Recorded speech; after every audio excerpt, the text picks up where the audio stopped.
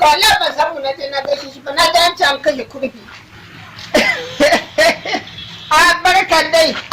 Barka da zuwa. Ya aiki. Lafiya lau. Ya gida. Mallam gwabare. Ya lafiya ne. Falata na dan cika ciwon hauka. Ni ne ciwon hauka. Ban samu na zo gaishe ka ba shi ne yanzu na zo samu dan duba ka. Wato mallam gwabare. Ai lokacin da nake mahaukaci. Yawwa. Mai fazin ci a bola. Yawwa. Allah billahi da na dauka da ina tafiya wata bi ne yake yi. Ka san wata yi? Wata na sama na ubangiji ba? Ko na dauka na tafiya wata bi ne yake yi.